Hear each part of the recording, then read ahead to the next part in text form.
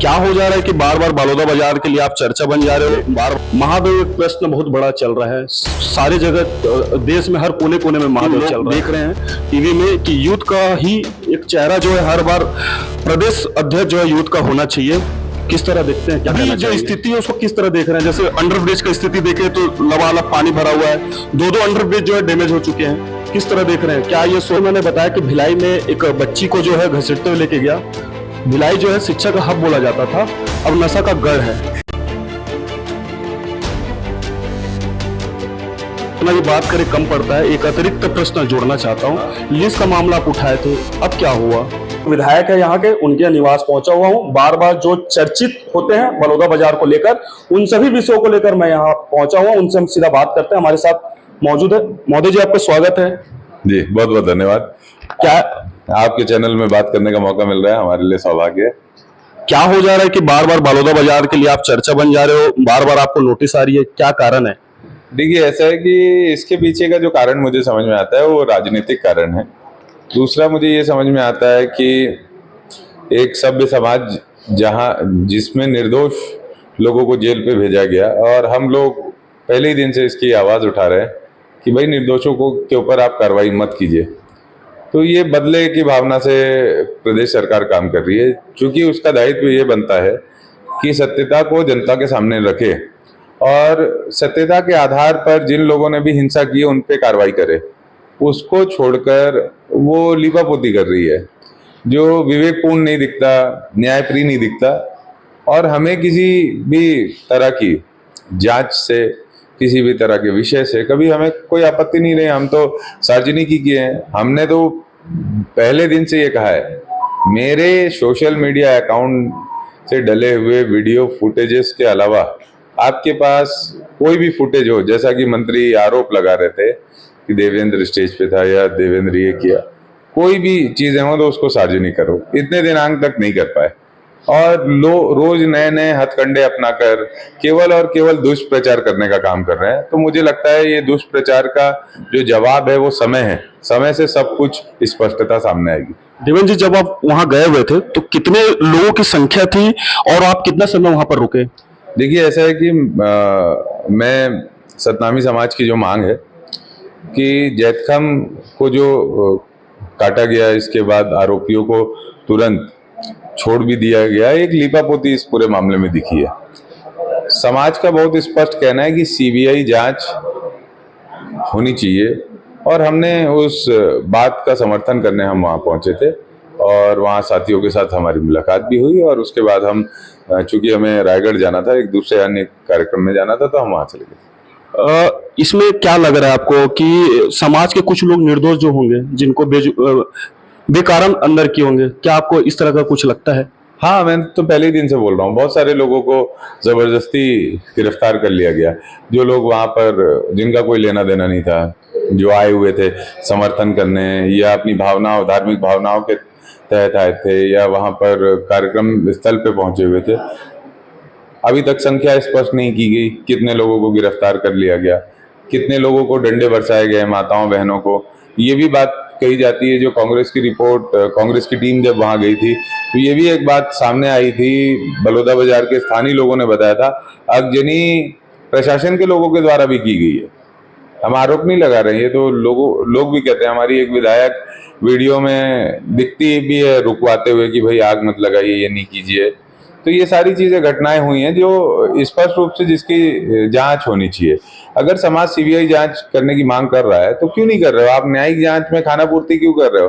आपने पिछले दिनों में न जाने कितने लड़कों को बिना वजह आपने जेल के अंदर डाल दिया, 307 लगा दिया।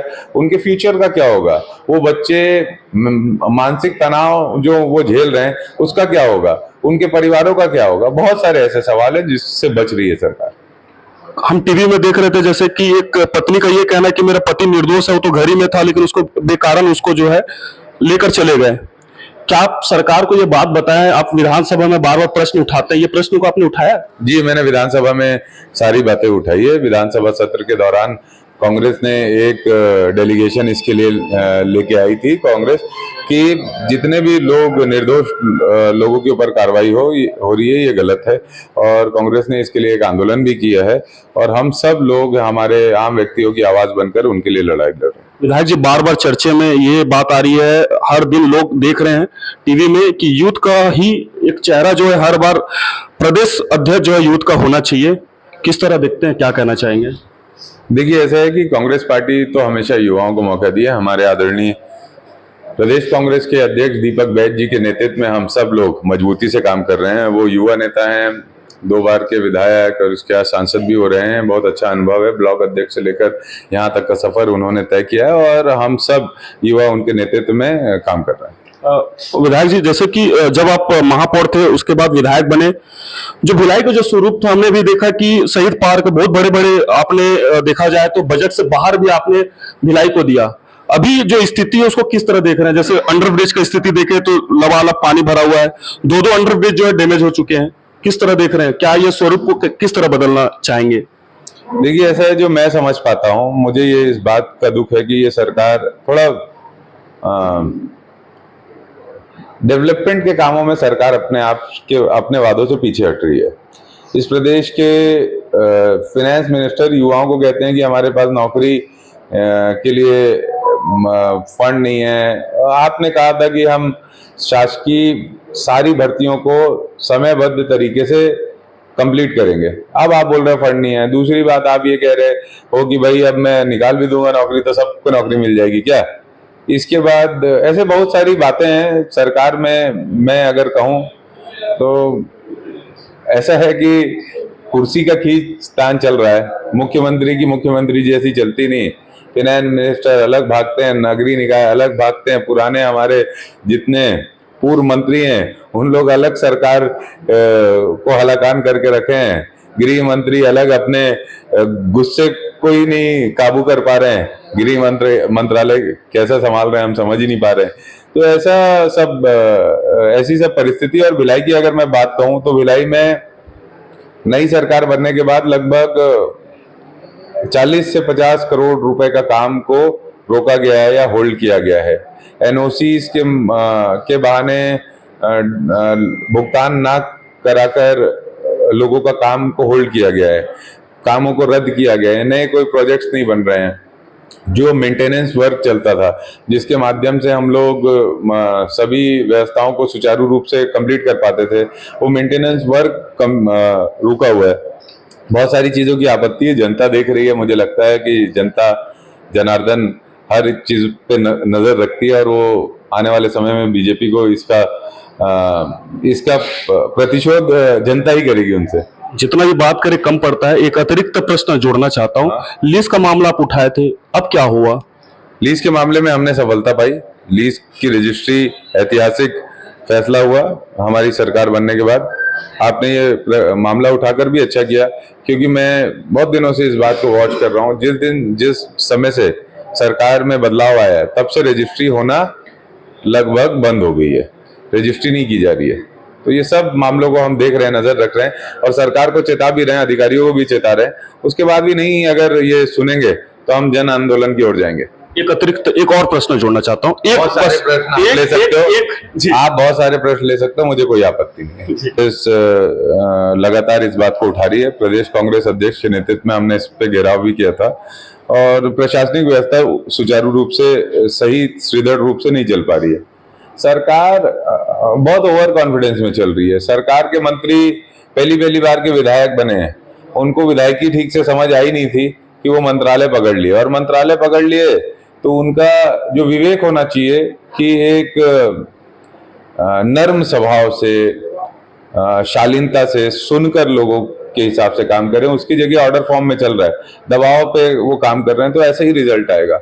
उनको पुनर्विचार करना चाहिए, सरकार के मुख्यमंत्री को और सारे मंत्रियों को। उनकी काम का खुद उनको एनालिसिस करना चाहिए, तो उनको समझ में आएगा कि छत्तीसगढ़ को आप कितना पीछे ढकेल रहे हो।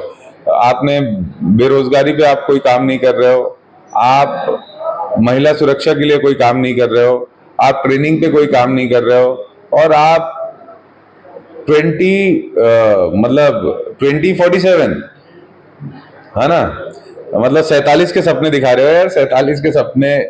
हमारी उम्र तुम्हारी उम्र कहाँ पहुंच जाएगी मंत्री जी, वो सोचो। 47 में 24 के वादे पूरे कर दो तो हम मानेंगे कि 47 तक आप कुछ कर सकते। 24 के वादे पूरे नहीं कर पा रहे हो, 47 का सपना दिखा रहे हो, क्या चल रहा है भाई? इसका जवाब देना चाहिए आपको। जितना भी बात करें कमी पड़ रहा है, और आपने तो आपत्ति भी नहीं करेंगे बोले। महादेव एक प्रश्न बहुत बड़ा चल रहा है, सारे जगह देश में हर कोने कोने में महादेव चल रहा है। किस प्रकार रोक लगाएगी? आप एक विधायक है, आप भी प्रश्न उठा सकते हैं। देखिए, इस पे हमने पहले ही भी हमने इस पूरे प्रकरण को, हमारी सरकार थी तो हमारी सरकार ने इस पर एक लॉ लाया, कानून बनाया, कानून के तहत और इस पे कार्रवाई करने की शुरुआत की। अभी जो सरकार ये सब प्रोपेगेंडा करके यहाँ प्रधानमंत्री भाषणों में बोलकर गए, और उसके बाद अब क्या हो रहा है, केंद्र में भी उनकी सरकार है, राज्य में भी उनकी सरकार है।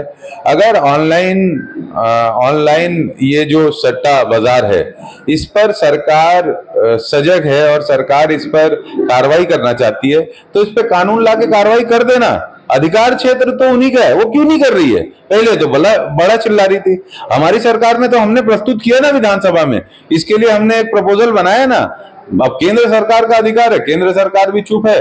वो भी उसके तो आप देख ही सकते हैं, जो इलेक्ट्रल बॉन्ड आए उसमें इस तरह की ऑनलाइन गेमिंग के जो एप्स हैं, उससे कितने हजारों करोड़ रुपए उन्होंने चंदा वसूला है 2024 के लोकसभा चुनाव के लिए। तो क्यों करेंगे कार्रवाई? वो इसलिए नहीं कर रहे।